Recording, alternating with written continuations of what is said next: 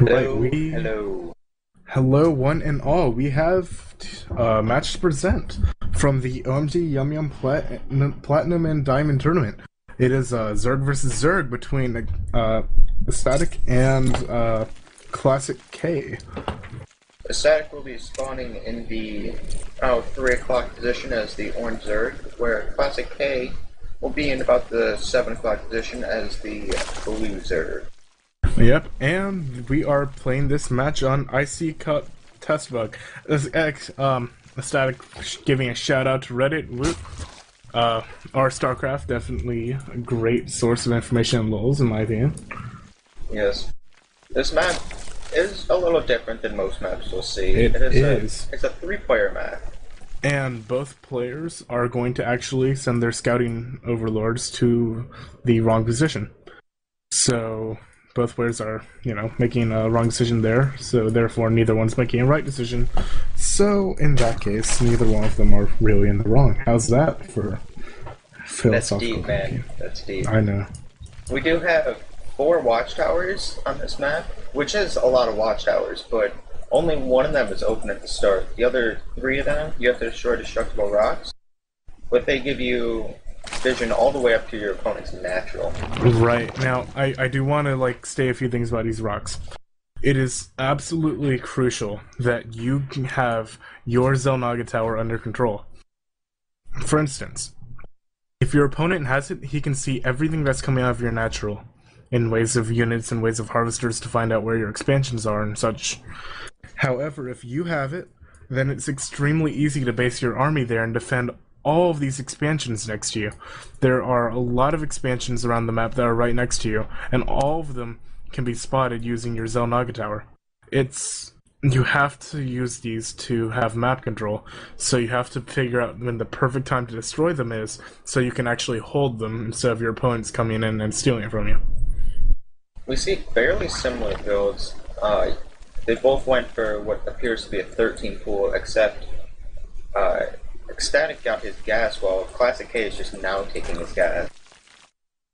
Right. Both players are playing pretty defensively. We do have gas coming. We do have speed coming out for Ecstatic. Both overlords against each other. Just sort of confirming where the spawn is. As you can see, both of these players are very, very smart. They're both doing very good movement overlords.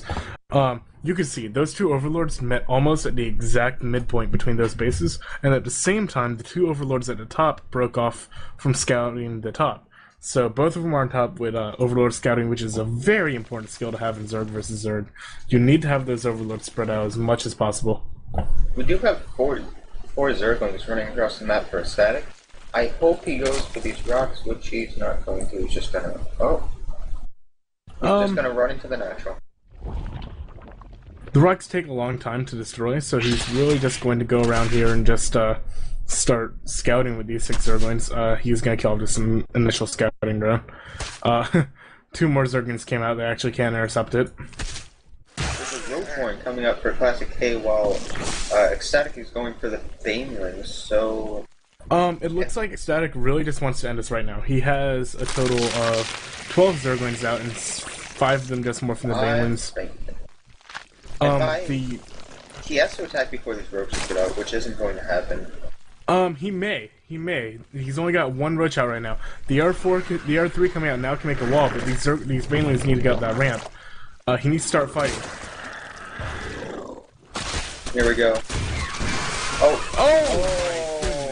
I'm assuming that was a misclick, because that was really bad. It was a really big misclick. He basically just lost any sort of aggression he could have had at the beginning. Ecstasy said that it was a sneeze. That's very unfortunate. And now he has a rope horn coming up and a spine crawler. Because of that early aggressive stance he took, trying to end the game early, he is down by 6 harvesters. He's saving up for the hatchery. More than 8 roaches, excuse me, more than enough to handle this amount of Zerglings. Ecstatic needs to really just stay back and just start macroing up. He doesn't have another choice. He is still making drones, and after this cycle, he will. Oh, he's caught up right now. While ClassicK stopped making drones. It's a nice pickup. Right, and he sees how many roaches he has, so he's not going to commit to an attack with that. He is saving up minerals. It looks like he's going to take his expansion soon. It might just be the angle, but the expansion at the natural for ClassicK looked a bit too far back, doesn't it?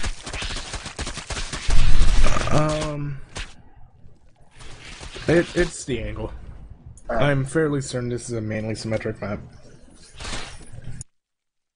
Now, we have Ecstatic taking his Zelnaga.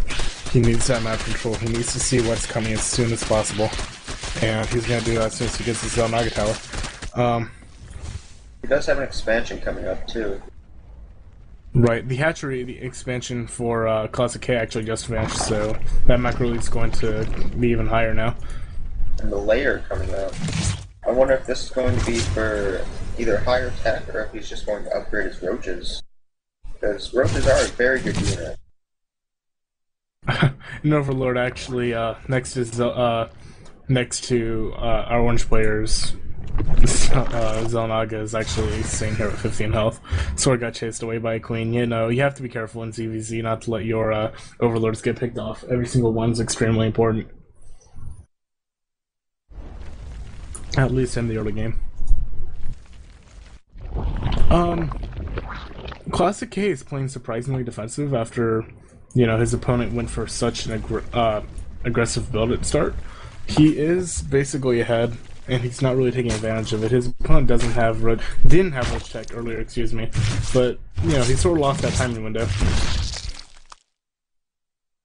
I would like to see another queen come up. Oh, there is another queen. I'll stop talking about it. He does. The queen is being half made though. It probably should have been there already, because you know he needs to be on top of these injects because he needs to get his meat drones as fast as possible. He's positioning Spinecrawler there, you know, just sort of help him in case there's an immediate counterattack. ClassicK, however, is pretty content just staying back here. He keeps on droning up. He's going to maintain that constant. Lead. So.